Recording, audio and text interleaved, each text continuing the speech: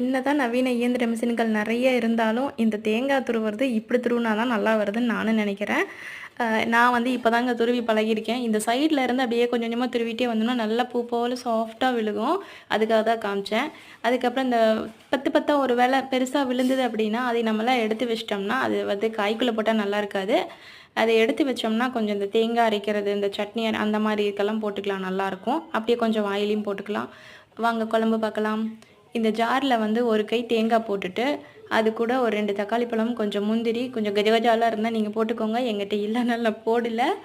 சீரகம், சோம்பு இதெல்லாமே போட்டு ஒரு கை மரத்த போட்டு கருவேப்பிலைய போட்டு நல்லா அரைச்சுக்கோங்க. அதை ஒரு பக்கம் எடுத்து வச்சுட்டு, இன்னொரு கடாயில எண்ணெய் ஊத்தி, கடுகு, தாளிப்பெல்லாம் போட்டுட்டு, அதுக்கப்புறம் பூண்டு கொஞ்சம், சின்ன வெங்காயம் நெறையா நறுக்குனது போட்டு, கொஞ்சம் பெருங்காயத்தூள் போட்டு நல்லா வணக்குனதுக்கப்புறம், ஒரு முருங்கைக்காய் ஒண்ணே ஒண்ணு சாம்பாருக்காக இருந்தது. அதனால அத போட்டுட்டேன். இது கூட நீங்க உருளைக்கிழங்கு போடலாம் செம்மையா இருக்கும்.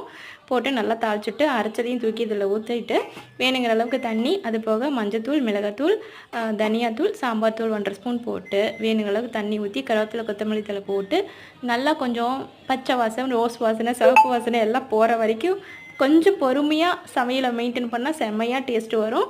கண்டிப்பா ட்ரை பண்ணி பாருங்க. இன்னொரு வீடியோல பார்க்கலாம். பாய்.